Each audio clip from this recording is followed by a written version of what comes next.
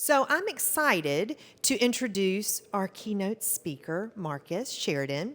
But I want to tie in very closely what he's going to be talking about with a lot of what we talked about yesterday on the changing buying habits and the digital customer. We talked a lot about, as sales and marketing leaders, how do we make sure that we position our company, our messaging, and all that we do in that buyer cycle. And as the digital age is maturing and going, everything is digital, making sure that we find the right place to insert our messaging to be able to get the most and grow the business. So I'm excited to introduce Marcus because he is an international keynote speaker. He has toured the world, written a book, and has done a ton in really analyzing the digital buyer's cycle. So he's going to talk to us a little bit today. And of course, I teased it yesterday about video and how video can really differentiate a message. And we heard from the panel yesterday about how they use video to reach different types of partners, customers as well. So we look forward to learning a little bit more about how he positions the marketing messaging out to partners in a digital way and making sure that they make the most out of it. So with that, welcome, Marcus.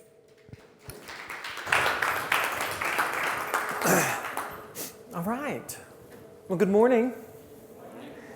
I think we're going to have a good time today. We've got about, I think it's like 90 minutes or something together at first. And then we have like a video, they call it a workshop after that. So I'm not sure whom of you are going to be in that one, but it's going to be a lot of fun. And we're going to do the real deep dive on the video in a very different lens by which to look at video in that session. But in this one, we're going to talk about a lot of things that have had a major impact on my life, and I think they're having a major impact on yours. Certainly your business. I want to start with a particular number, which is this 70% number in Zero Moment of Truth. You probably talked about this yesterday. I wasn't here, but we'll see how good we are, right? So Zero Moment of Truth is the first time a prospect contacts you and you know they exist. So it could be the moment they fill out a form on your website, or it could be the moment that they call you, your office, your location. It could be the moment that you meet them at some industry event. But it's the moment you now know they might want to do business with you.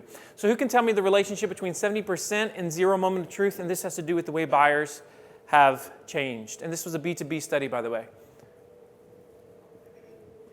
Who's got a guess? Go ahead, Anthony. Yeah, the decision to buy was already made? Okay, it's really, really close. So it's very, very, very well stated. So this is what we know, that today on average, 70% of the buying decision is made before Zero Moment of Truth. 70% of the buying decision made before they call you, before they contact you, before certainly they shake a hand of a salesperson, we'll call it. They are 70% home on average. Now you might say, I don't know if it's like that in our space, Marcus. And you're right, because in some cases it's going to be higher, in some cases it's going to be lower, but we do know that this number has very much changed. So let's do quick history, right? So let's say we went back 20 years and we said, what percentage of the buying decision was made before someone talked to a, quote, salesperson 20 years ago? On average, what do you think that number would have been? If you had to make a guess. Go ahead. 25%? Yeah, Carrie, they didn't do the study. If I had to make a guess, I would have said 20 to 30%. So that's where we were 20 years ago. Today we're at 70%. So the question is for you, me, everybody in this room is where is this number going to go over the next 5, 10, 15 years? We know this. It's not going to go back, right? It's not going to go back. And so if this is true, it means we have to swallow a few significant pills. And I think they're very, very significant. And what's interesting is most companies have not yet swallowed them. And so I think this is one of those things we need to ask ourselves. Does my company, do they recognize this? If this is true, this trend, and again, we have to accept that it is, which department of your organization, and if you don't have these, quote, departments, let's just call it these departments for the moment. Which department of your organization has a greater impact on the actual sale? Is it the sales department or the marketing department? Which one? You didn't say that with much vigor, Elizabeth. Are you in sales or marketing? Yes, marketing. Are you in sales or marketing? Yeah, this is how you're going to get a raise. This number right here. Okay, good. Right? This is why it's so important that you're vigorous about this. Yes, there you go. There you go. Yes, you got to own it, because if we don't own it, here's the problem. Generally speaking, when a company's in financial trouble, the first department that gets laid off is who? Marketing. Problem, right? That's how they pay us back for our influence. And generally speaking, when we're looking to grow the business, the first department that gets hired is sales. So the question is, why is it that way? Why is it that way? Easier to measure. Is it Wesley? Yeah, easier to measure, because we can put a name of a salesperson next to a name of a client, right? Exactly. And what's funny about this too is, if you look at the way a CFO or anybody that's handling your financials looks at this, in most cases, if you look at a financial spreadsheet, they consider the sales department as essentially revenue. They consider marketing as what? Expense, cost. Now, is that accurate in 2019 and beyond? Silly thought, right? It's crazy. Yeah, I agree with that passion right there. No. In fact, the overlap is so significant between the two that I can tell you this. The companies that still see marketing as a straight expense and sales as just revenue, they're off track. They're off track. Now, I would ask, and I don't expect you to answer this, but how does your company view this right now? You know, I've been talking and speaking about sales and marketing for about 10 years. It's been the coolest job, right? And in the process of doing this, I've gotten over 1,000 emails easily from people, marketers specifically, around the world. The number one complaint and the number one email that I get is, Marcus, I know that this digital stuff would work, but I just don't have the resources and I just don't have the buy-in to make it happen. And I'm almost at the point of leaving my company. I've gotten about 1,000 of those. This is also why the average lifetime of a CMO today is less than it's ever been. Because for the most part, leadership teams haven't made the shift yet. Our success when it comes to anything with digital, and certainly on the marketing side, and we're going to talk about both sides today, but our success rises and falls purely on our ability to get buy-in. That's it. If we don't get buy-in, we don't win. We don't win. If we get buy-in, if everybody else catches the vision, we do win. And then it's a pretty magical thing. It's a magical thing. So Lauren, are you in sales or marketing? Marketing. Okay. So one of these self-aware questions, all right? And I don't expect a particular answer, but I'm just curious. If you had to make a guess and say, this is the percentage bought in to marketing that our leadership team currently is across the organization, what do you think that number would be? 100% means they are as passionate about marketing as you are, versus, no.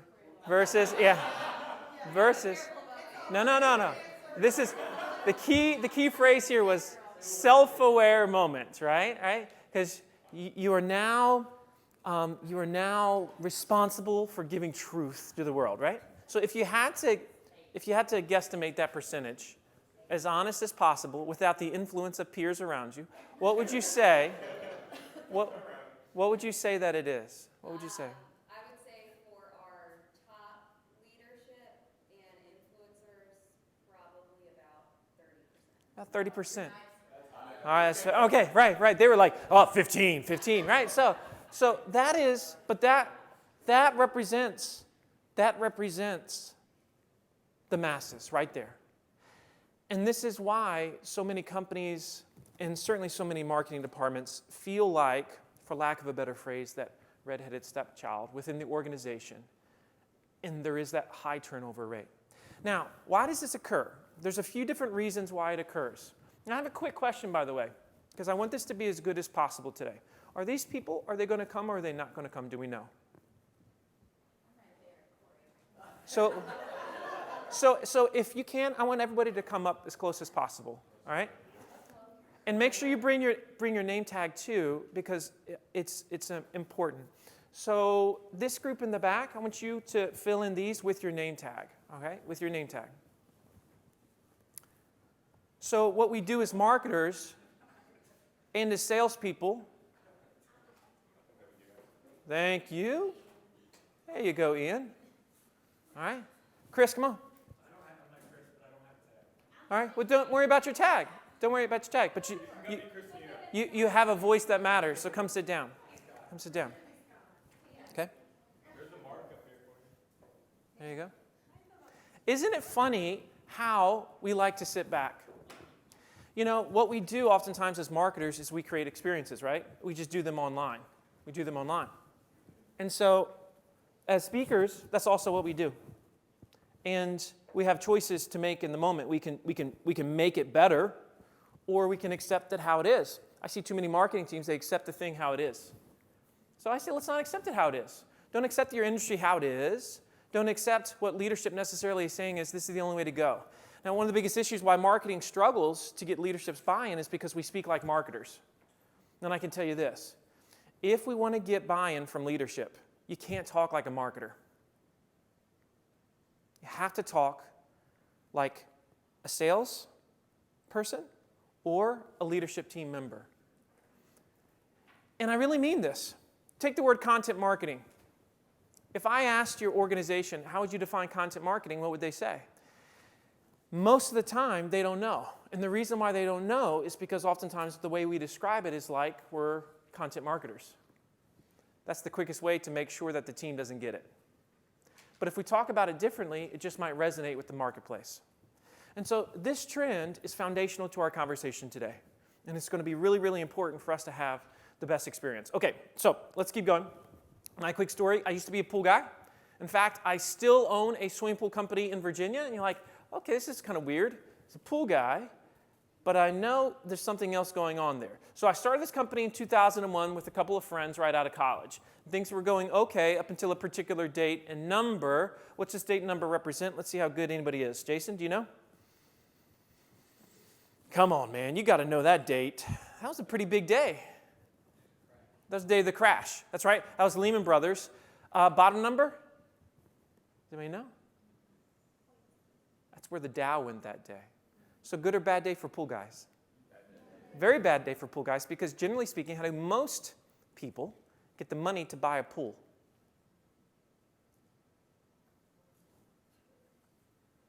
Come on, think America. They borrow it. That's what they do. They borrow it. So, okay? They get a second mortgage or a home equity loan. And after this day, most people didn't have the value in their home to be able to get said loan. We actually lost 5 deposits within the first 48 hours. In other words, people that said, we were getting the pool, they withdrew it, and they said, we can't do it. So that was $250,000 in business we lost in the first 48, and over the coming weeks, it got worse and worse and worse. And by January of 2009, we're literally going over the edge. I talked to 3 consultants, and all said the same thing. You should file bankruptcy, Marcus. But the problem was if I filed bankruptcy, I was going to lose my home. My 2 business partners would have lost their homes. My 16 employees would have lost their jobs. So we had to figure out a way how to get back over that edge. We didn't have much time. We didn't have much money. And, of course, we're going to talk about that today. Now, the great thing about the river pool story, it's now being taught in college universities. Of course, there's been lots of books and publications and stories written about the river pools story. I'm going to share it with you firsthand, but here's the concern that I always have.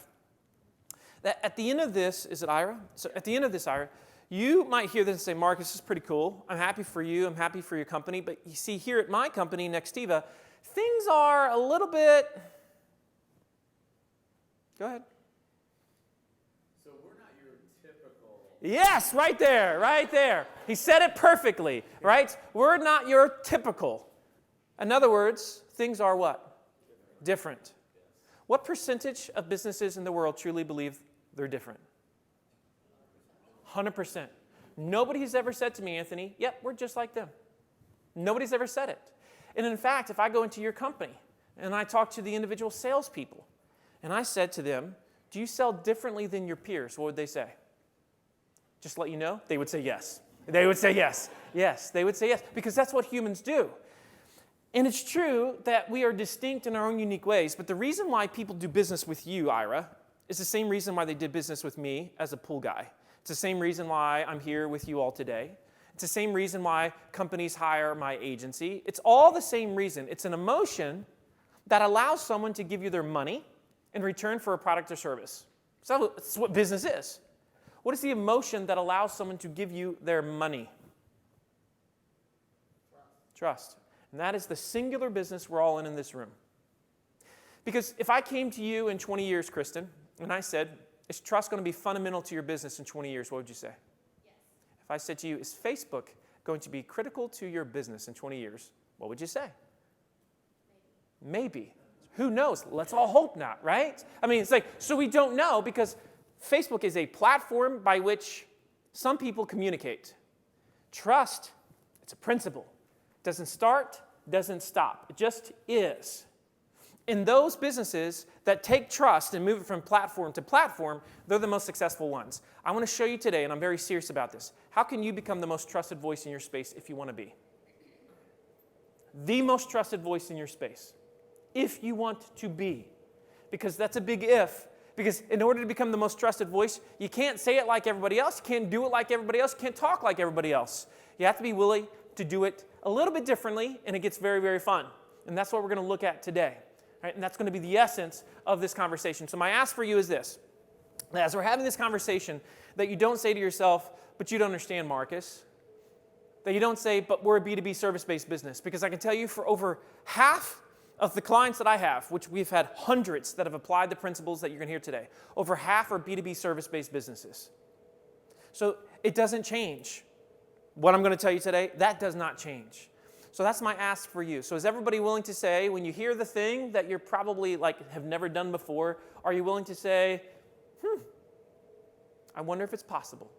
If you're willing to say that, say yes. Yes. Okay, I can count on you then. Open mind, open spirit. Here we go. So when we were going over the edge, I started to read all these fancy phrases online, like inbound marketing, content marketing, social blogging, all that stuff. What I heard in my simple pool guy mind was this. You know what, Marcus? If you just obsess over your customers' questions, whether they're good, bad, or ugly questions, and you're willing to address them on your website through text and video, you just might save your company. So I said, okay, I can do that. I can do that. So we embraced a philosophy that today is known as They Ask You Answer. That, of course, became the title of the book, but what does this essentially mean? Just a few things. Number one, it means, that you're literally obsessed with your customers' questions. And you feel like it's your moral obligation to address those questions on the front end of the buying experience during that 70%, because you know, Carrie, if you don't address it and they can't learn it from you, they're going to do what? They're going to go somewhere else. And that's who potentially they're going to give their business to and their trust, right? They Ask You Answer is the willingness to evolve the way we sell because people oftentimes want to buy differently today. They Ask You Answer is the willingness to evolve the way we teach it and communicate it and tell it because people want to learn differently. Many of them do today. That's the essence of They Ask You Answer. But here's what's fascinating about They Ask You Answer. Most companies don't embrace it. Hey, welcome. We have 3 seats here. Michael, we have your seat right here. I know you, and you're just that lovely face. Good to see you, brother. No. Hugs all around. Hugs around. Look at that. Okay. Michael's going to actually give this session because he's heard me 4 times now. He's heard me 4 times. So he's going to give it for me. Okay, good. It's good to see you. So instead of embracing They Ask You Answer, are you Christina or which one are you? Christina, good. I just want to make sure it's got the right name. Most companies embrace what we call ostrich marketing. So an ostrich, when it has a problem, what does it do? It sticks its head in the sand, which is actually a total myth, but we'll still use it because it's a good example, right? So it sticks its head in the sand because it thinks, what's going to happen with the problem? Yeah, it'll go away, but does it ever go away? So how does this apply to us? Has there ever been a question that you get all the time from potential buyers, prospects, where you've said to yourself, you know what, we really cannot address that on the website. Why don't we wait till we're face-to-face? And if they ask us, well, then we can address it. But until that point, let's not go there. Can you think of it? Come on. Go ahead. Bill. Pricing. Yeah, pricing. That's the biggest one. That's the number one, especially for B2B service, anything. That is number one by far. Good, Bill. What's another one that typically we don't like to address? How do you compare to your competitors? Yeah, that's a major one, Ian. Okay, the competition. Generally speaking, we don't talk about the competition. even though the sales team oftentimes gets asked about the competition almost every single day, which is a fascinating one. So here's the thing. We've seen this over and over again. It is impossible, literally, because they're diametrically opposed, to become the voice of trust in your industry and at the same time be the ostrich. They just don't coexist. They don't. And so we cannot be the ostrich. Now here's what's interesting about they ask you answer. There's essentially 5 subjects that buyers are obsessed with, that you, me, we like to research before we engage a company. These 5 subjects literally run the economy. They run search. They certainly run Google. This is what people want to know, these 5 things. Now, we just mentioned 2 of the 5. Bill, you mentioned the first one that we all want to know. How much is it? As buyers, we're obsessed with understanding, generally speaking, what am I getting myself into financially? Before we talk to the company, before we engage them, we want to know that. As buyers, we want to get a sense for how does this thing that we're looking at compare to that other thing that we're looking at before we engage the company. Again, these are things we want to do before we talk to sales, before we engage. Can anybody guess any of the other 3? Because there's 3 more. What's that? After sales. What do you mean by that, Anthony? Service? Yeah, so in other words, grading out what their service is. In other words, is it good service or bad service? So, speaking from my level, just after-sales service, what's your experiences after the purchase? Customer service. Yeah, so general customer service. And the way that we generally research that online is by reviews. That's exactly right. So reviews, that would fall into the bucket of reviews. So here are the 5 right here, okay? As buyers, we are obsessed with how much is it? In other words, we want to understand the cost considerations and factors. As buyers, we want to know what are the negatives with it. So you say problems, negatives. What do you mean by that, Marcus? In other words, when you get serious about buying anything, and you know this, right? Whether it's buying something or moving to a new location or engaging a particular brand or embracing a particular methodology, you tend, once you start to get committed, to say, how could this go wrong? How could this blow up in my face? We do this all the time. As buyers, we want to know, how does it compare to that other thing that we're looking at? We want to know what is everybody saying about it, reviews, and we want to know what the best it is. Love searching for best. Don't always buy the best, Terry, but we like searching for it. That way we can compare off of it. That is the marketplace. And here's what's crazy. Even though we're obsessed with this as buyers, businesses don't like to talk about it. Can you explain 3, please? Yeah, and we're going to dive into it, Bill. But in other words, generally speaking, when you're looking at a particular solution or product, you want to feel like you've vetted the marketplace, and so you want to have a comparative analysis of other companies or products that do the same thing. Make sense? Okay? So, here's a quick question for you. Are most of us in this room familiar with the content we put on our website? I don't want to be assumptive. Most of us are familiar with this. Okay. So Elizabeth, I'm going to pick on you. Okay, because you're my passionate marketer. All right, good. All right. So, and this is another great self-aware moment like we had with Lauren a minute ago. And I don't expect a particular answer, but as honest as you can possibly be. You know the content that's on your website right now, correct? If you had to guess what percentage of that content directly relates to these 5 subjects, what percentage do you feel directly relates to these 5 subjects? 15%. The average, and it's very interesting they said that, the average is somewhere between 10 and 20. And I can tell you right now, this is the number one reason why content does not stand out. It is the number one reason why sales teams, generally speaking, don't integrate marketing content into the sales process. And this is the reason why, oftentimes, marketers have a hard time showing ROI with said content. Because this is what moves the needle. This is the bottom of the funnel. This is the questions your sales team is being asked every single day. And this is the stuff that we're not talking about nearly enough. So the question, therefore, begs, how the heck do we talk about it and do it the right way? Well, that's why I'm here. And it's going to be a lot of fun, and it's going to be a really, really good conversation. Okay, so I want to start with the first one, the big elephant in the room, which is money, money, money. All right? I need everybody's participation with this one because it's still fun. So by show of hands, how many of you have researched how much something cost online, let's say over the last year? Anybody not done this, living off the grid that I need to be aware of? Okay, good. So when you're on a website and you're looking for cost and price and you cannot find it, what is the emotion you experience? Anybody go?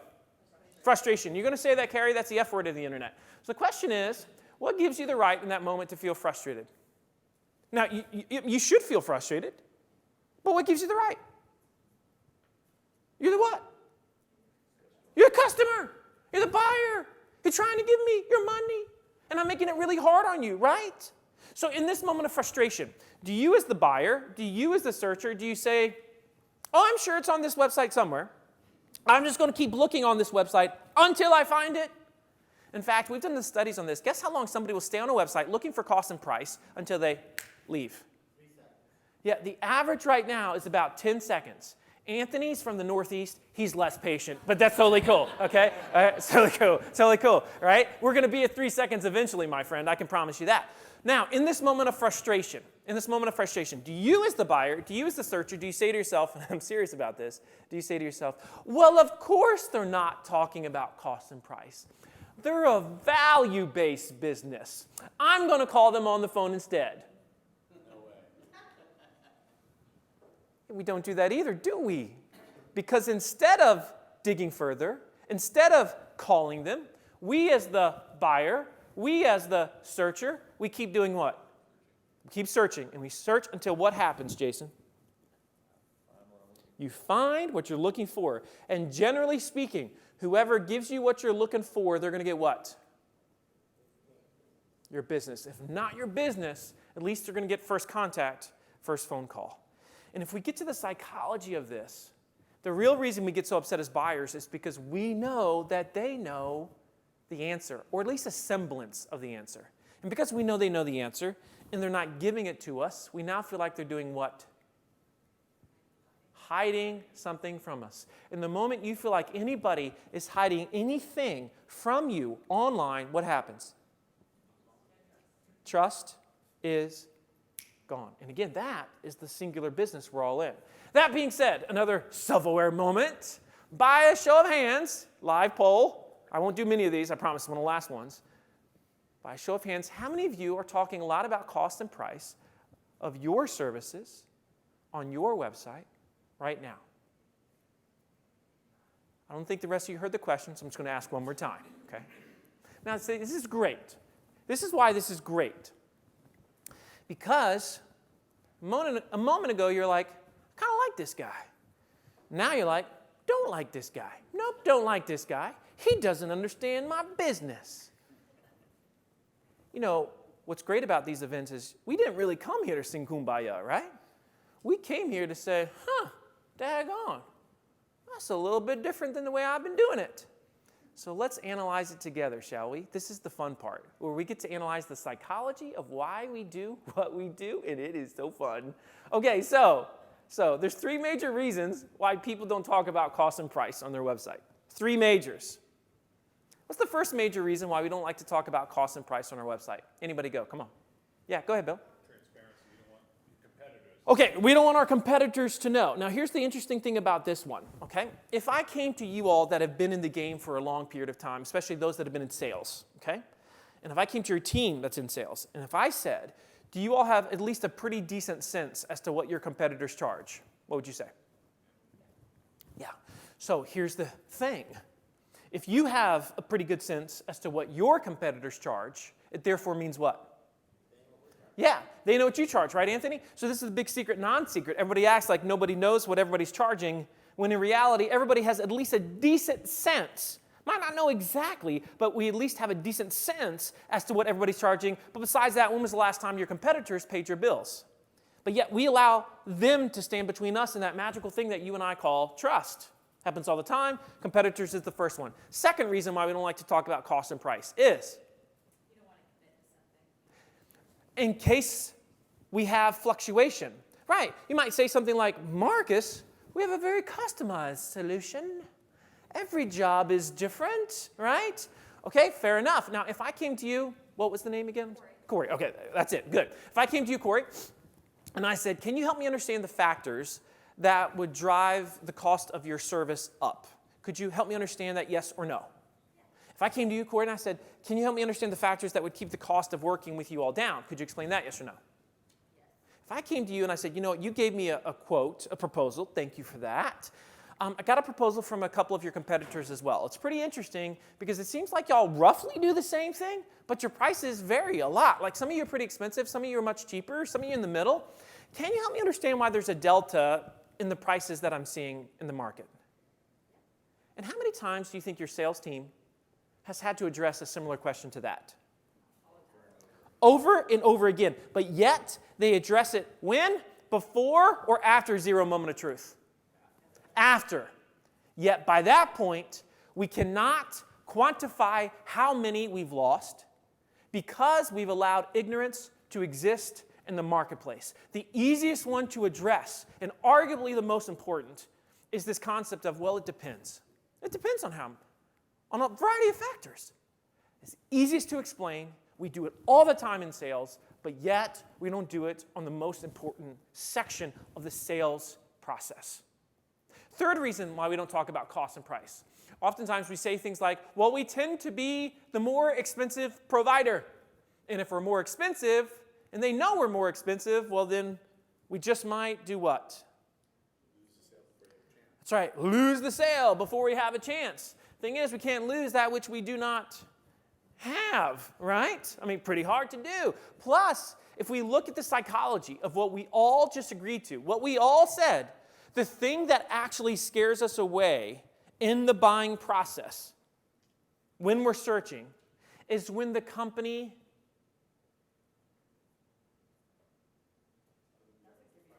doesn't talk about the thing. Case in point, Ian, case in point. Let's say that, because we're all in Greenville, we want to go to a new restaurant tonight. Lots of great restaurants. You want to take a loved one, let's say, right? So you're going to take a loved one. You want it to be a great experience. If you're going to a new restaurant tonight and you want it to be a great experience, you're going to take that loved one. Other than make a reservation, what are the two things you're probably going to do before you go tonight to that restaurant? Anybody go? Look at the menu, look at reviews. You said it fast. That means you're humans. Congratulations. Now, here's where it gets interesting. If you go to the menu and there is no pricing, are you still going to go? Now, some of you are saying, well, Marcus, I'm on a business trip, buddy. Yeah. In that moment, 80% of all people will not go. What's the reason? Because the moment they left it blank, they planted a seed of doubt. And when seeds of doubt exist, inertia occurs. Now you might say, Marcus, we're not a restaurant.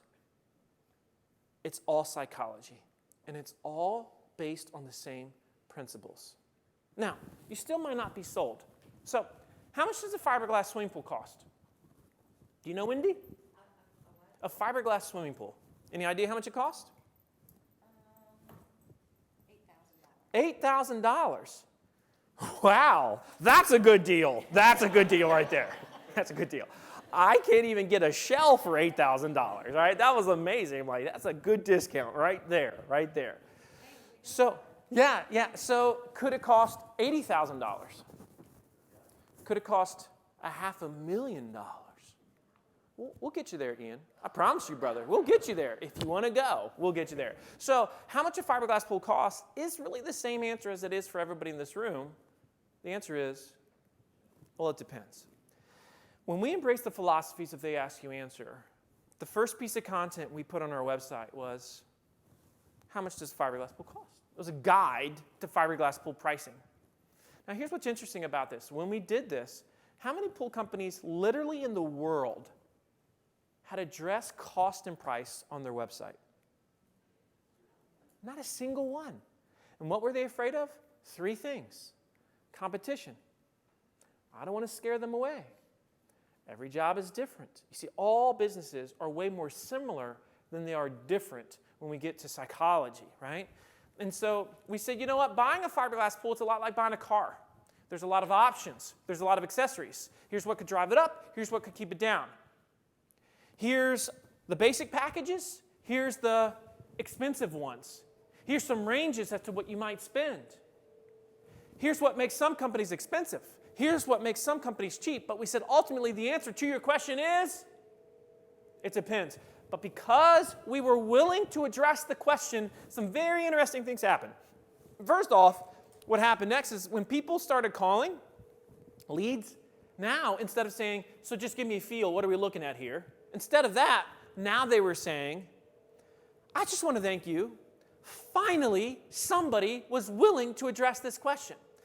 Because how much were you all taught about how much swimming pools cost in school? You weren't. Heck, we think they're $8,000, right, Wendy? You know what I mean? You can't, right? And so, it's so funny for years, I'd get so frustrated before we embraced this philosophy. I would go try to sell something, and they would say, I thought it was $20,000. I thought it was $25,000. I was like, how do people not know? I'm like, no, Marcus, you're the ding-dong. You were the one that allowed them, the marketplace, to not know. It's your fault. Because leads are as good or as bad as the messaging that brings them there in the first place. If your company gets bad leads, if your sales team says the leads that we're getting from the web are not that good, there's a clear reason. Our messaging is way off track. It's the same reason why other people in your industry could say, you know what, our internet leads are our best leads. It's the exact same reason. All comes down to the messaging. Now, the other side of this was within 48 hours of this, if you went online and you searched any of these phrases, how much does a fiberglass pool cost? What's the price of an in-ground pool? This was the first one that you saw. Now, that's just visitors. That's not revenue. Let's track revenue back to our marketing efforts so we can get that raise. Right? Elizabeth, cool. All right? So here's a list of the number one phrases that generate the most traffic over the next few years. Now, stay with me. I promise this is going to make sense.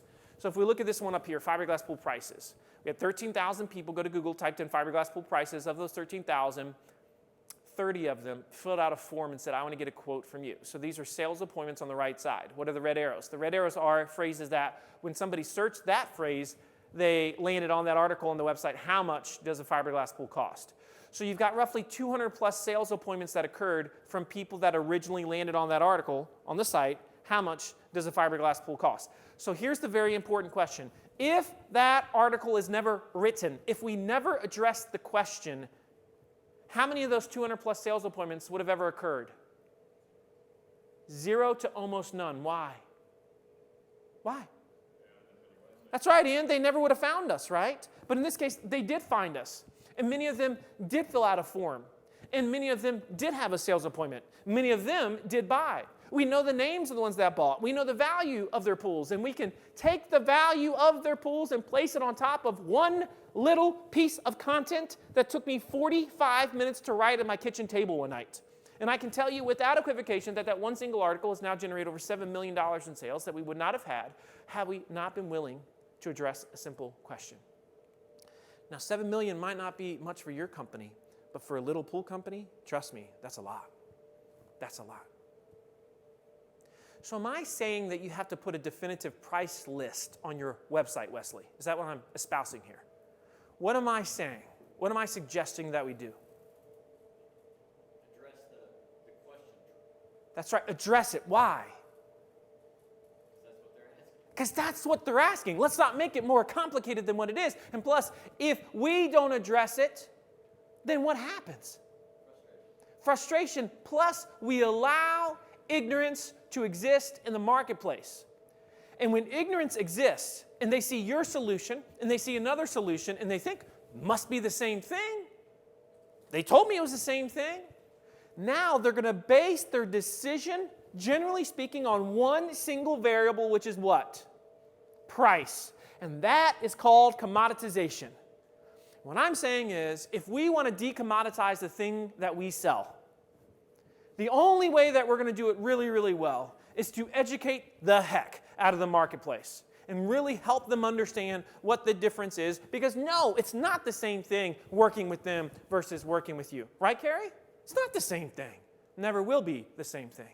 Therein lies your value prop. Therein lies the value to the marketplace. So based on that, is it possible that we as a group talk a lot more about cost and price? Yes or no? Yes or no? You know what's funny is, you're still going to find reasons not to. For example, Lauren, what would be the reason why you say we couldn't talk about it? There could still be promotional pricing or additional opportunities that we could be presenting. There could be promotional pricing. See, you're still thinking that we have to show an exact number. Because exact numbers, when you show exact numbers, that's what affects promotional pricing, correct? Are we saying that you have to put exact numbers? Can you teach the market what drives the cost, though? That's what we're saying. That's what we're saying. Do not get stuck on a number. Get stuck on the desire for them to say, at least now I understand. Okay, I get it. I have a sense for things now. Paul, you with me on this? You down, bro? Okay, good. Good. Let's look at some more. Problems. Ira, let's say we met back in the day when I sold fiberglass pools. You think you want to get a fiberglass pool, but to keep me honest, you're going to meet with old Michael here who sells concrete pools. As soon as you meet with Michael and he finds out you met with Marcus, the fiberglass pool guy, what's he going to say about Marcus's fiberglass pools? They're not as good. That was pretty nice. They suck, right? I mean, come on now. Fiberglass pool, yeah, you can't customize them things. They crack, they pop out of the ground. I mean, they got nothing but problems, Ira. You know, I'm telling you, it's not even a real pool. It's like a bathtub in your yard. Why would you get that in your yard? I'm telling you, here at Michael's Concrete Pools, we work on those things all the time. They have nothing but problems, and you don't want those problems in your backyard for the next 20 years. Now, a minute ago, he really liked me, right? He really liked me. But now he's worried, isn't he? Specifically about what? Quality. That's right. The problems with a fiberglass pool.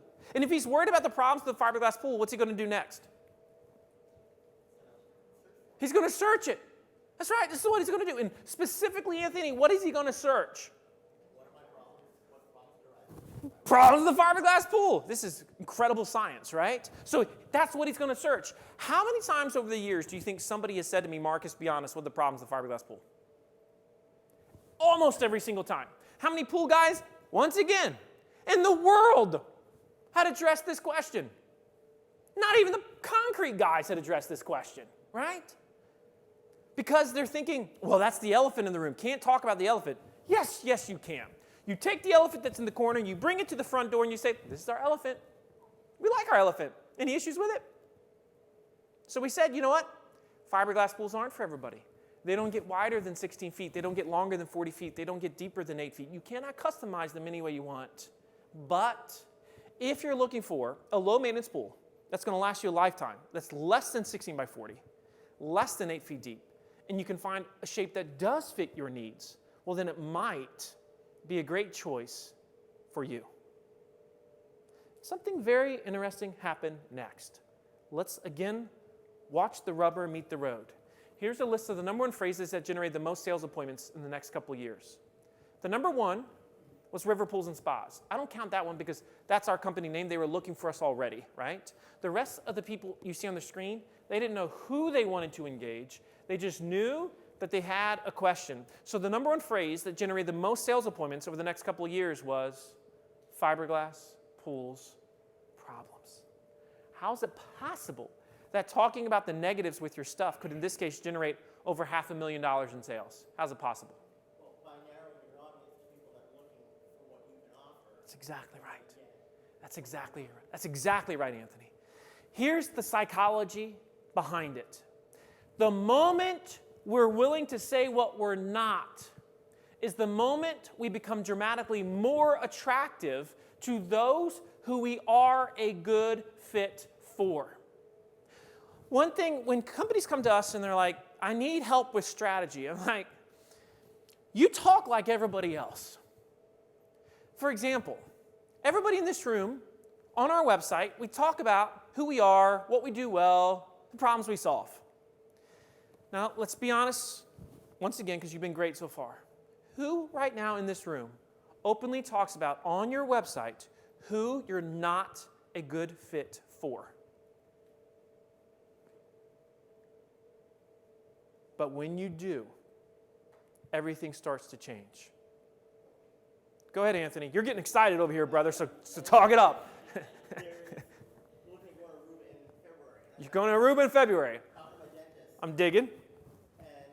and go back home with her. She's like, listen, I got a great place.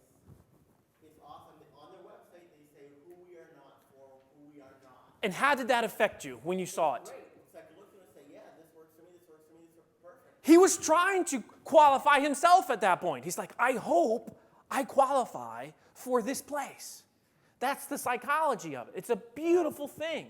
And when they're honest, immediately you felt that sense of trust. They're willing to call a spade a spade. Are our products and services for everybody in the marketplace? A fact that all the studies have shown, this is a fact, is not mine. Guess what percentage of B2B leads are definitively a bad fit? They've done the studies. Guess what percentage? 50%. 50%. Now, how demoralizing is it for a salesperson to spend a bunch of time with a bad fit lead? Extremely. Anybody that's ever been in that world of sales, you know exactly what I'm talking about, right, Jason? It's a no-win game. Can't force feed it. If it's not there, it's not there. But if you're willing to talk about it, wow, wow, wow. So think about the negatives.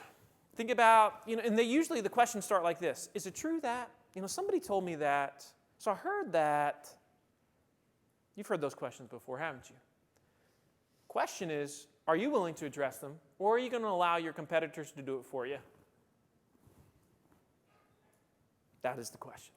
Let's look at another one, comparisons. I asked about this one earlier, Bill. So let's say, hypothetically, that we had our situation here with Ira, right? Now, Ira, let's say he likes concrete pools and he likes fiberglass pools. If he likes them both, what is he going to search online? Yeah, concrete versus fiberglass pools. Differences between concrete and fiberglass pools. Which is best, concrete or fiberglass pools? Any of those conversations. Now, when we start this process, you're going to start to see a pattern here. How many fiberglass pool guys in the world had addressed the question, the differences between concrete and fiberglass pools? Here's the logic of fiberglass pool guy. The fiberglass pool guy was saying, our biggest competitor is concrete pools. And so this is how we're going to deal with it. We're not even going to talk about them on our website. And if we don't talk about them, well, then nobody will know they exist. That's some really sound logic, isn't it? Impressive. Google's fixed that issue. Yeah, they certainly have. They certainly have.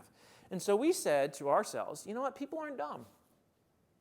They're going to figure it out. They're going to learn. They're going to ask. And so we openly talked about the differences between concrete and fiberglass pools. Now, here's a very important question. Did we say fiberglass pools were better? What do you think, Chandler? Why not? Because you're right, but why not? I think you're biased. There's just all the differences. Yeah, because they're not always better. Yeah. And it's the truth. And so here's, again, let's talk about messaging for a second. If you wanted to do a video or an article on concrete versus fiberglass pools, and oh, by the way, just choose your product and your competitor's product, your solution, your competitor. It's the same thing, right? This is not about pools. Hopefully you realized already, oh, wow, this ain't about pools at all.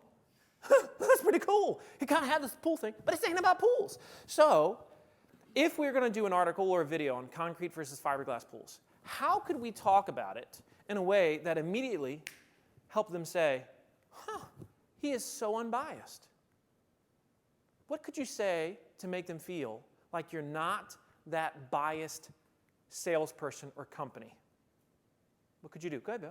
Both have their advantages. Yeah. And then Explain. Talk about them both. Now, I'm going to give you an example of what this might sound like. When I say this, I want you to be really thoughtful about this. How many brands currently speak to you like I'm getting ready to speak to you right now? Okay? So here's how it might sound. Let's pretend it's a video. So one of the questions that we get all the time here at River Pools is, Marcus, be honest, tell me, why should I choose fiberglass over concrete? Well, the truth is you shouldn't always choose fiberglass over concrete. In fact, there are times when concrete is the better option. So what this video is going to do, it's going to honestly and transparently explain to you the pros and the cons of both types of swimming pools. And then by the end, hopefully, you'll have a great sense as to which is the best choice for you. Now, how often do brands talk to you like that in their messaging? Almost never. How do you become the voice of trust? That's how you do it. And I would challenge you to do it. Go ahead, Bill. So I have a question. I like the idea versus in compare, but you're talking like concrete pools versus fiberglass. Uh-huh. For most of the MSPs in the room, we're selling the same thing. Yes. So like, Wes and I both in North Carolina, both selling Cisco Meraki. Yes. Both selling backup, both selling. Yes. So when it comes to Meraki, there is in the marketplace similar competitors that might say they do something similar, correct? Yeah, but I'm not talking about that. I'm talking about Well, how we position ourselves against our competitors who are also selling the okay. same services. So I'm going to show you competitors in a second, like that type of selling the same services. I would focus your versus questions on, in this context, on the solutions that you're providing versus what your competitors are offering as solutions. So But we're offering the same, I think, in a lot of cases. So what you might do is you might say, how is your implementation different than the marketplace's, right? If you're constantly getting a question about a particular competitor, should you talk about your philosophies? Yeah. So let me give you an example. So here's an example. With my agency, what we do that is so different is we don't actually produce people's content for them. So most agencies produce content for you, video content, textual content, etc. What we do is we teach you how to do it yourself in-house, right? So you can essentially insource it. So we explain that very clearly so that they know, okay, there's traditional agencies and there's modern agencies. Here's the difference between the two. So that's one example. Now, I know Meraki has a bunch of competitors in the marketplace. So does Cisco have a bunch of competitors in the marketplace. If somebody's looking at Meraki, they're probably looking at another solution as well, and not just. There is definitely times, 100%. If you go online right now and if you do a search on Meraki versus, I know exactly what comes up, and it's a ton of searches. I agree with you. I just think the answer you're giving isn't really the question I'm asking, because I'm talking more about the services we offer. Yeah. I use Meraki as an example, but my competitors are offering help desk backup, network monitoring management, Yeah. server monitoring management. Yeah, yeah. Those base services, Yeah. there's no versus and compare like the pool example for help desk. We'll just use help desk. Yeah. So what is it, help desk versus what? I mean, I can't say help desk versus all of my competitors because we all do it different. Yeah, no, you're not going to have a comparison-based question for every single thing that you do. But there's a set of comparison-based questions that you do hear within your sales department. That's where I'd start.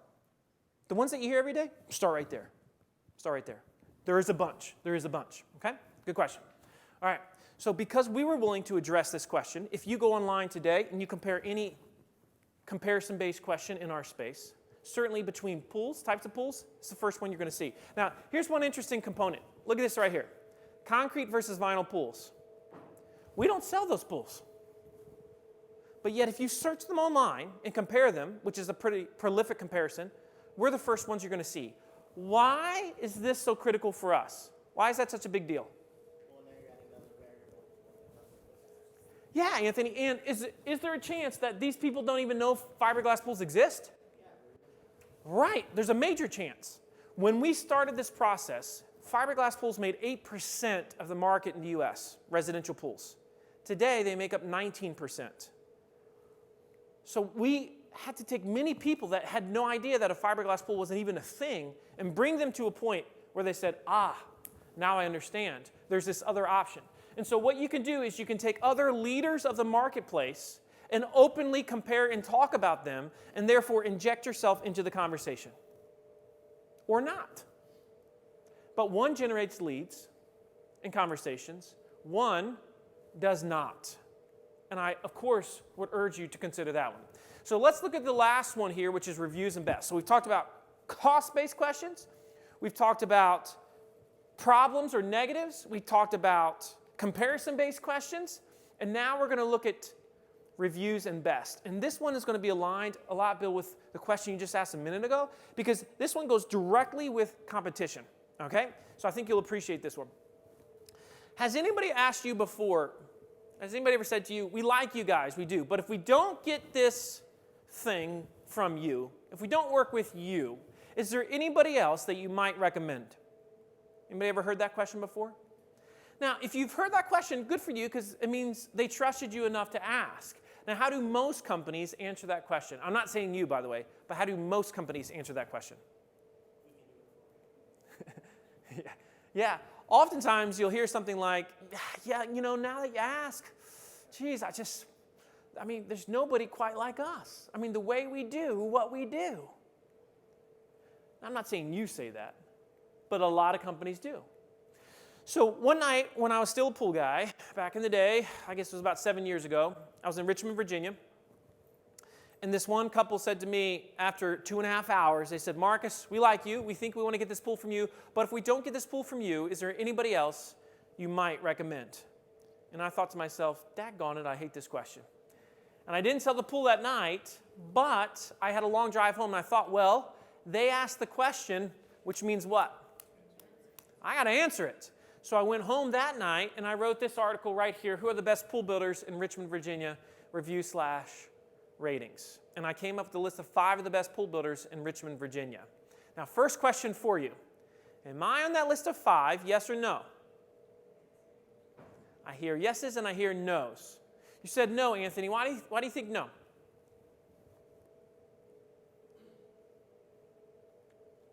Hey, you're good. Just go with it. Yeah. So let's say, anybody here a bachelor? Chandler. Good. Where are you from, buddy? Here. Good. Greenville. Okay. So let's say Chandler decided to do this. What's the name of the local paper? Greenville News. Original name. Okay, good. So we've got the Greenville News. Okay. And let's say he decides to write an article in the Greenville News. And the title of the article that he wrote is The 10 Most Available Bachelors in Greenville, okay? All right? Now, if he writes the article and everybody knows that he wrote the article, what happens? That's right. He loses credibility because they know he wrote it. Now, the thing is, Chandler's over there thinking, holy heck, this is a really good idea. This is something here. I got something here with this guy, okay? There's a takeaway, one takeaway for you today. Okay, good. So, that being said, I'm not on the list. And you're like, Marcus, this seems illogical to me. Well, stay with me. First off, if they're reading this article, where are they? They're on the site. We're winning because they're looking around right now, right? They're seeing if they like us or not. Second component to this. Let's say that you just moved to Richmond, Virginia. You think you want to get a fiberglass swimming pool or in-ground swimming pool. You don't know who you wanted to get it from. You don't even know who to ask. And so you go online and you search Best Pool Builders, Richmond, Virginia. Very, very common search in my industry. Common search in yours too when somebody's looking for a specific company with a specific type of solution. And so as soon as you search it, lo and behold, you land on the one article that bothered to address the question because nobody else did. Now, I'm going to read the first couple paragraphs out loud. I want you to tell me your impression of this company after the first couple paragraphs, okay? Here we go. Now, remember, you just moved to Richmond, Virginia, and you're just looking to work with an honest swimming pool company. Here we go. Each year, we at River Pools and Spas meet with well over 100 households in the Central Virginia, Richmond area with respect to their in-ground swimming pool installation. And because so many folks know our thoughts and feelings from this website on all things pool construction, they often ask us, who are some of the other builders and competitors we have in the area? We're never ones to shy away from being blatantly honest with respect to the competition, and we want our customers to be as informed as possible. Here's a list of some of the companies that have a solid in-ground pool building history in the Richmond area. What's your impression of this company right now? Honest. Do you feel like they're, transparent, great. Do you feel like they're an expert? Yes. Yeah, but did they say, hey, we are the foremost expert on in-ground pools in Richmond, Virginia? You sense it, and you sense it because they were willing to address the elephant. Now, what is the result of this? Well, of course, if you go online, you search Best Pool Builders, Richmond, Virginia. It's been a cash cow in that regard, but here's where it gets really magical. Let's say you went online, you don't even know who River Pools is, and you search reviews Playmore Pools, Richmond, Virginia. Now, Playmore happens to be our biggest competitor in Richmond by far. Once you get past the Yelp result that most people aren't going to click on for a pool anyway, the first one you're going to see, and oftentimes the first one you're going to click is, that's right, me, my website. And that's why today, if you're researching any of my competitors, generally speaking, you're going to learn about them where? On my website. I had a lady come to me a couple years ago. She said, Marcus, the craziest thing happened. I was this close to signing a contract with Playmore Pools. But before I signed that contract, I decided to go online and research their company. And as I was researching their company, I stumbled across this article that you guys had written. I said, my goodness, these guys are so honest, I should probably call them too. And of course, you know what happened, don't you, Elizabeth? Because otherwise, I wouldn't be telling you the story, right? All right. So that article generated over $150,000 in sales that year. Now, some of you might be saying, yeah, but aren't you afraid you've now introduced them to the competition? Y'all, if somebody wants to know who our competitors are, roughly, how long will it take them to figure it out?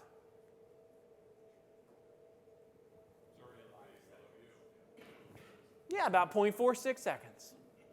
This is why I know, and you mentioned this earlier, Ira, that consumer ignorance is no longer a viable sales and marketing strategy. Yes, it was at one time, but it no longer is. And because we are willing to do these things, unlike anybody had done in our space before, River Pools traffic, we just exploded. The reason why it's wavy, it's because it's a seasonal business. Today we get about 750,000 visitors per month.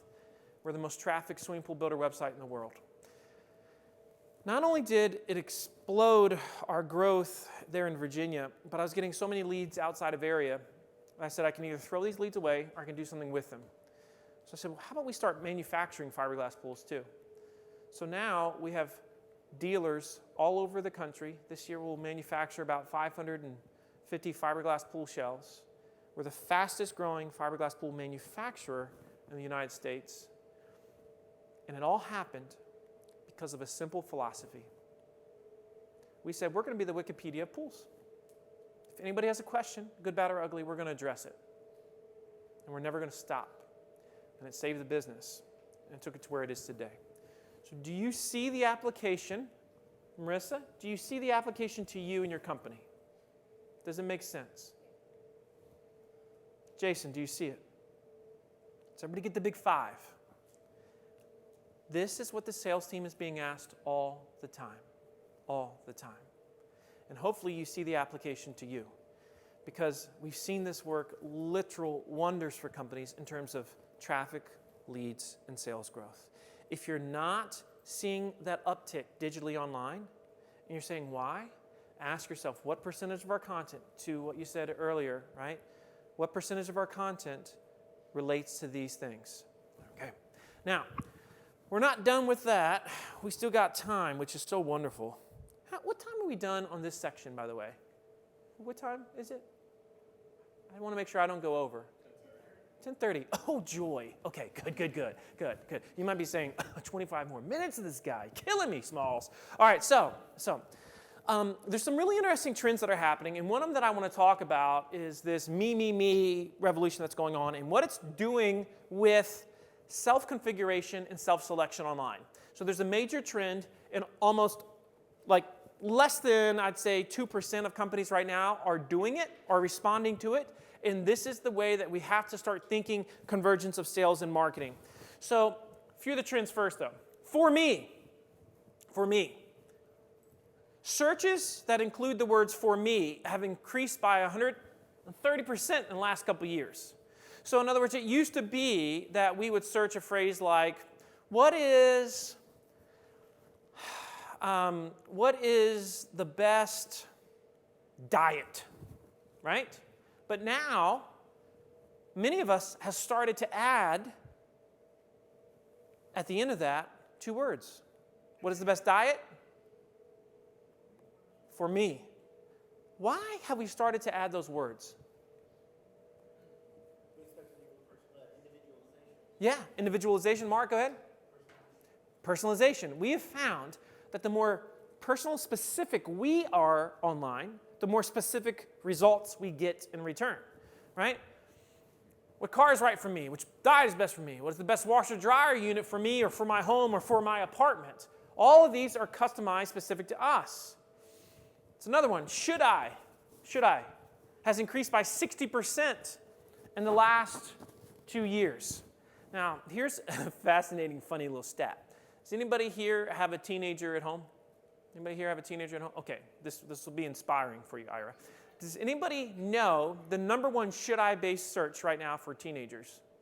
We want to take a guess. This is where you get scared right now, Ira. This is where you get really scared. Ready for this? You ready for this? The number one is, should I text him? That is number one. Right. All right, so let's all agree on something, yeah? I want you to go home, talk to your kids, and say, if you need to ask a machine, if you should text him. The answer is no. Or we're all on the same page there. We're all on the same page. Do I need 65% in the last couple years? So we've got all these personalized components happening. You say, well, Marcus, how does this affect us? Personalized and self-selection are the key. So quick story. And I'm going to show you this story, and I want you to say, as I'm sharing the story, I want you to think the whole time, how could we mimic this on our website right now? Because just imagine, is it possible to mimic our current sales process? In other words, when a prospect talks to a salesperson, is it possible to mimic that through a series of questions on our website right now? So this is my daughter, Danielle. I've got actually 3 daughters, 1 son. She's the oldest. She's in college. She has a tough life. She goes to school in Hawaii. It's very, very difficult, right? And she traveled with me around the world for like 6 months one time. It was just the greatest time. And when she got back, she's like very into entrepreneurism. Shocker, shocker, right? And when she decides to go to college a year early, she's like, I'm done with high school. I want to go to college, but I want to start a business, Dad. I'm like, fine. She's like, I want to do a bridal makeup business. Cool, because she's in art, and she says, the face is her palette. I'm like, all right, that's totally cool. That's fine. It's your jam, honey. And so she needs a website, though, if she's going to have a business, right? So we decided to go to Wix.com because Wix, you can build a website without really knowing any code. And that was going to be perfect for her. So she opens up her laptop. We go to Wix.com. And as soon as we get to Wix, this is what we see. No navigation bar. No footer. No sidebar. This is it. This is the page. And it says, we want your Wix experience to be perfect for your needs. Answer a few questions to help us get to know you better. Danielle's like, cool, let's do this. Then it says, I want to create a site for. Now, this is pretty interesting. They just changed something, didn't they? What did they change? Yeah, they moved to first person, from third to first. Why? Once again, personalized. It's about her in this moment. They want it to be an experience. So I want to create a site for, as she clicks on myself, it adds a sentence. It should be a what type of site? She hovers over it, she makes a click, and it keeps adding. Doesn't feel overwhelming, doesn't feel cumbersome, nice and fluid, nice and easy. Then it says, how about we create a website for you right now, Danielle? Yeah, sure. And so it says, what type of website or what type of makeup artist website do you want? It allows her to be specific. Again, specificity is the key. And then it says, so do you want to do any of the following? She's like, yeah, I want to take bookings and appointments. And then it says something really powerful. It says to her, Danielle, what's the name of your business? Why is that such a big deal? Go ahead, Corey. Yeah, but what does she not yet have? She doesn't have a name. And they know if she puts in a name, what happens? Now she's committed. Now it's real. No longer is it an idea. I got the name, got to do something with it, right? So she puts in the name, she looks at me, she smiles like she's done something big, and then she chooses a style to her liking. Then it says to her, I'm going to create your website right now, Danielle. We're less than 5 minutes in. Is she getting excited? Heck yeah, she's getting excited. It says, I'm building out your gallery. And then finally, it says Natural Beauty by Danielle. You can't see it, but here's a palette. Here it is, the first version of your website. She looks at it, she smiles, she looks at me, and she says, Dad, credit card.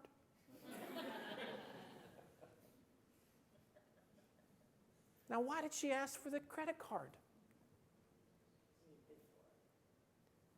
She was paying for it, yes, but something had already happened. In her mind, she had already bought it. Wouldn't it be nice if every time somebody came to you, in their mind, they had already bought it? Now, is it possible to replicate this type of digital sales experience, because that's what it is, wrought with self-selection? Is it possible that you could integrate this into your website right now? Does anybody have any ideas that's going through your head? Come on, this is where we get paid the big bucks as marketers. We get creative. So who's got an idea of how you could do this right now? What's the type of thing that you could help somebody walk through and self-select right now if you wanted to on your site? What is it? So give me a specific one, Wendy. All right, a retail. So in other words, if somebody has a retail store and they need a what? Okay. Okay, right. So they have a particular set of whatever you call it, IT needs or whatever it is, right? And so, first question could be, what type of business are you? And they say, I'm a retailer, right? And then we can ask another series of questions. And then by the end, they're going to have a clear sense of, here's exactly what I need.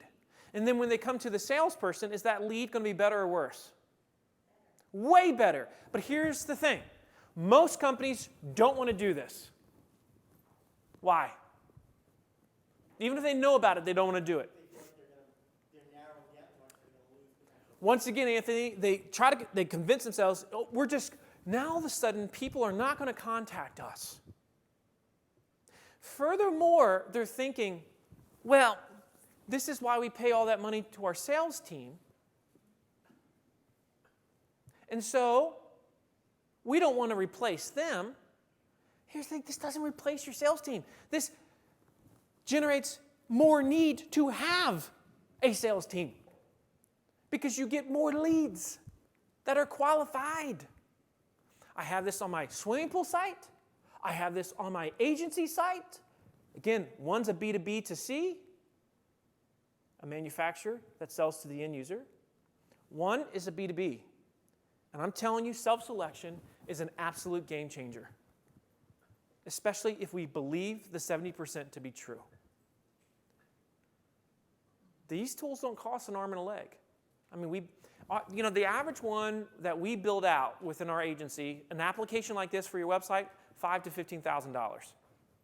That's chicken feed for the amount of leads and the effect that it would have on your sales process. Any questions about that? Tara, you down? All right. God, tell me if you're not. Okay. I want to finish on a high note. Sales. We got any salespeople in the room? Oh yeah, Carrie. You're going to like this. Okay, so on average, how many pages of your website do you think a potential client would be willing to read before they buy? On average, 2. There you go, Bill. That, my friend, is the number one answer in almost literally every single industry in the world that I've asked this question maybe in a couple hundred industries. 2 is the number one answer. So I'm going to rephrase the initial question. Let's assume that it takes 5 minutes to read 2 pages of your website. So the question is the process of deciding to do business with you, is it worth more or less than 5 minutes of my time? This should be a pretty easy one. And way more, Carrie. Don't hedge. Yo, way more. They might spend how much money with you? A lot. Yeah, people will spend 5 minutes looking for a stupid $5 coupon online, Carrie, right? It's like your stuff costs more than $5, right? So they'll spend the time. Problem is, we've bought into this idea that people are too busy. I saw, again, a stupid stat last night that said, and hopefully nobody shared this here, they'll be embarrassed if they have, that we have the attention span of goldfish. We are not goldfish. Some of you watched Game of Thrones for 24 straight hours. Do you think a goldfish could watch Game of Thrones for 24 hours? You're not goldfish. You just want to be informed and entertained. You want it to be about you. The problem is most content is not really about the buyer. And because of that, we suffer to get the results that we want. And so let me tell you a story that really just opened my eyes. At the beginning of 2000, I believe it was 13, 14, I'm looking at two groups of people on my company's website. Both have filled out a form and said, I want to get a quote. This group here filled out the form, said, I want to get a quote, but they did not buy. This group here filled out the form, but they did buy. And so I said, what is the difference between the ones that did not versus did buy? And I noticed the number 30 kept jumping out underneath the group that had bought. You may want to take a guess as to what that number 30 represented. Pages viewed, Wendy, exactly right. This is what we found. If somebody read 30 or more pages of the website before the initial sales appointment, they would buy 80% of the time. If they didn't hit that magical number 30, the closing rates were 25%, which was industry average. So they go from 25 to 80% over the course of those 30 pages. What was happening within those 30-page views? What was happening? Yeah, confidence. Self-selection, they were self-qualifying, or they are opting out, both of which is a good thing. And so we completely changed the way that we sold, and we integrated content entirely into the sales process. We taught our sales team how to integrate content into the sales process. By the way, guys, if you have sales teams, don't assume just because your content is great that they're going to know how to integrate that video, how to integrate that piece of content, whatever it is, that sales enablement piece into their process. The majority just don't naturally understand right out the gate how to do it the right way. It takes a team effort there, and it definitively takes training because I've seen it enough times. And so once we did that and started to integrate it into the process, I started to see crazy results. Like what I'm about to show you is true. I cannot make this up. This is a real lead sheet. This person's name is William Grizzard. We're going to call him Bill Grizzard. And it says that William, or Bill here, was doing an organic search. It says that he was using Yahoo as his search engine, which in of itself makes him a pretty weird guy, right? It says he searched cost of fiberglass pool, and then it says he proceeded to read 375 pages of the site. Now, what the heck is wrong with Bill Grizzard? What is wrong with this guy? Anal? Yeah, Wesley. It could be an engineer, an accountant, or he could, he could have way too much time on his hands. He could be a competitor. He could be a stalker. Either way, weird behavior, right? Weird behavior. Same night. Get another lead sheet. Turns out Bill has a wife named Joni Grizzard. Joni also does a search on Yahoo. So we have the first identified Yahoo family literally in the world, right? She searches Richmond, Virginia pools. She reads 149 pages of the site. So between these two people, they've now read how many pages of the site? 520 some pages. What do you think that sales appointment was like?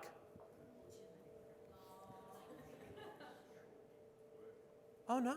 I walked into the house. Bill is standing there with a spreadsheet in his hands. It's got the pool he is getting. It's got every option and accessory he's getting with the pool. And all he needed from me was one little thing, which was price. I walked out of the house 45 minutes later instead of the average 2.5 hours. 45 minutes later, signed contract, $5,000 deposit. And as I drove away, I started to laugh to myself because I realized something. How much selling had I done that day? Very little. Was he past 70%? Where is he? I would say 99.9999. My only job was do not screw this up, pool guy. Wouldn't it be nice, Christina, if every lead was the type of situation where we just tell the sales team, just don't mess it up. Just don't mess it up. Now, is that possible? I don't know if it's ever going to be like that, but could it be way higher than it currently is? I would argue, yes.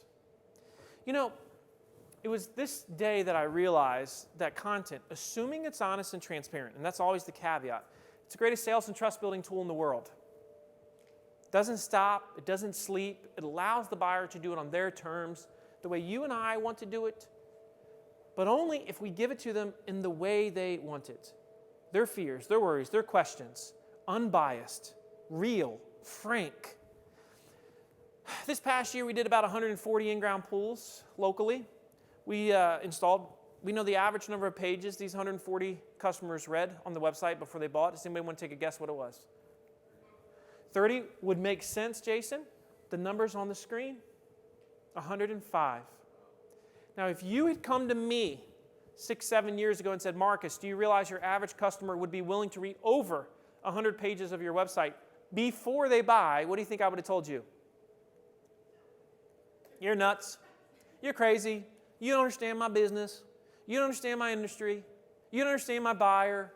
All the easy things for any of us to say. And I would have been dead wrong. Because the reality is, we too often underestimate the willingness of the buyer to consume information so as to become comfortable and informed with their buying decision. Turns out Bill Grizzard, he's not a weirdo. He's a very successful surgeon in Virginia. But he just wants to be comfortable with his buying decisions. That's it. That's it. Ira, how many people are in sales in your organization? 150. What percentage of the time would you say that they actively integrate content, text and video, into the sales process? 1%. 1%. And we wonder why silos exist. I have spent so much time going into companies and dealing with this very, very thing. It is a major issue. Major, major issue. Hey, really quick, who's coming to the video workshop in like 30 minutes? I just want to know who's actually going to be in that room. Who's going to be in that room? Okay? So because not everybody's there, I'm going to share something now that was for the end of that, but it's so important. I want to talk about why some companies achieve with this and why some companies fail with what we've talked about today. Because you've heard this and you're probably thinking, this does make a lot of sense, but there's specific reasons why companies fail. And I want to explain them to you right now. There's basically 5 major reasons, or 5 things that you're going to have to do if you want this to work, regardless of how big your company is. Number 1, first and foremost, as I mentioned when we started, the number 1 reason why this digital sales and marketing mindset doesn't occur with most companies is because there's not buy-in from top to bottom. That is far and away number 1. Because it's no different than right now, you've heard this, but Elizabeth, if you go back to your team and you say, let's start talking about cost and price on the website, what are they going to say? Absolutely not. And you're like, no, but I heard this pool guy. And they're like, pool guy? What's wrong with you, Elizabeth? Maybe you need some time, right? This is what's going to happen. Is it unfortunate? Yes, it's very unfortunate. Here's the sad reality, and I'm going to say this in all frankness because I care enough to tell you. You could be the smartest marketer in the world, but you go and you present ideas, and oftentimes they get turned down. Why? Because there's a principle, there's a simple psychology, and it goes back to this famous old phrase, and that is this. You can be a prophet to the world, but nobody will listen to you in your hometown. This is why there's so many frustrated marketers. Number 1, buy-in is everything. Number 2 thing, if you want this to work for you. Number 2 is you need to do whatever it takes to get the education, to leadership, and to sales to get that buy-in. For example, a workshop with the entire team, or at least with the team that is going to be engaged in the content production process, leadership, and sales. Like on a personal level, I've taught over 250 of these workshops around the globe. And I'm telling you, companies will come to me, this is what happened. Kristen, let's say I came out to your company, right? Literally, I would tell you, Kristen, marketing doesn't need to be there. It doesn't matter if they're there. Only 2 departments really, really matter, sales and leadership. They have to be there. If they're not there, we got nothing. We got nothing. If they're not there, we don't even show up. I'll reschedule because we got nothing without them. So that's what's got to happen. They've got to be there. Okay? So that's number 2. That's number 2. Number 3. If you want this to work in your company, somebody or somebodies must own the content production in-house. This is to video and to textual content. And this is, again, me based on empirical data of so many incredible case studies of companies that exploded with their digital sales and marketing growth versus ones that did not succeed. There's patterns between them all. And here's the big pattern. Other than getting that buy-in through great education, you got to have at least one person, again, some of you should be more than this, one person that owns the written word in the company. All they do is produce written content, and they focus on that. They don't wear 10 other hats. The problem with marketing departments is you have everybody wearing so many hats that you can't focus and be great at that singular job. At the same time, video, as I'm going to discuss in the workshop, which is absolutely huge and massive, we're going to have a fun little activity in there. The future of digital, this includes video, the future of digital and content is found in ownership in-house. Here's the goal. At least 80% of the content you produce, be it text or video or audio, should be done in-house. The future is not going to be found in outsourcing. I'm saying this as an agency. The future is not found in outsourcing your content. Show me one company that became the most trusted voice in their space by outsourcing all of their content. I've never found it. There's a reason for that. We could go into the psychology. I don't have time to go into the psychology right now, but that's the reason. Number 4 component, you've got to make this culture, you've got to make it a part of the job description of your subject matter experts. For example, most of the successful companies that I've seen, they say something like this. Sales team, you're required to spend 30 minutes a month with marketing team to produce content. That's an example. And then the 5th thing is you got to measure. Because too often as marketers, we're not measuring the ROI. So sales has to help marketing and get on that side of the 70%. Marketing needs to be responsible, though, at the same time for numbers. This is how you're going to get that buy-in. You've got to use the right tools to measure the stuff. The HubSpots or the Marketos or whatever that stuff is that you want to use. You notice today I kept showing that article made $7 million in sales. That article made $1 million in revenue. That one made $150,000 in sales. We can show the revenue, and so therefore it's inarguable data at that point. But up until that point, it's theory. It's just theory. Those are the 5. Now, final thing I want to share with you, and then we're done. You get to take that break because you're like, man, coffee is running through me, Mark, killing me. So, I once shared this in this story about my pool company in Dallas, Texas. Okay, and when I was done, this reporter came up to me from the paper and he said, "I think I'd like to do a story in the paper on this." I said, "Yeah, fine." I didn't think anything of it until we talked on the phone for a few days later for 90 minutes. And then 3 days later, they sent a photographer down to my swimming pool company. And then the following week, on the cover of the small business section of the New York Times, appeared this article right here. Now, there's 2 ironies to this article if you look close. The first one is this. That shirt makes me look fat. Who was thinking it? Were you thinking it, Ian? I know you were. That's okay. That's okay. All right, sorry. All right. That's when I stopped wearing stripes left to right. Now, the second one, and this is the serious one. Look at the title. A revolutionary marketing strategy. Answer customers' questions. Is there anything really revolutionary about answering our customers' questions? In principle, no, but in practice, hopefully, as we've well established this morning as friends and now family, yes. This became the #1 shared and emailed story for the business section of the Times for the next 3 days. I got well over 1,000 emails in the next few months from business owners and marketers around the globe, and almost everybody that read it seemed to say one of 2 things. First thing they said is, that thing you did with your pool company was so simple. Yes. Hopefully everything you've heard me say, you're saying, yeah, this is obvious. This is simple. He's not smart. This is obvious. That would make me feel good if you said that. Second thing, many of them said, you know, Marcus, I feel like you've given me permission to do that which I have always felt we should be doing. And as I've said this morning, many of you have thought, yeah, I've been thinking that for a while. I've been saying that for a while. I'm just asking you to follow that impression. There's a reason why you're thinking it. Because you know that if you were in that position as the buyer, you would appreciate it very much. So our challenge is, let's be the best teachers in the world. Let's obsess over their questions. Let's be willing to talk about the things that nobody else is willing to talk about. Let's do it in a way that induces trust every single time. Let's really merge sales and marketing so that we stop talking about eliminating silos, but we actually do that. And if you do this, I promise you, it's going to be a pretty magical ride, just as it's been for me. It's been really, really fun, and so many other businesses too. You've been great this morning, so thank you very much.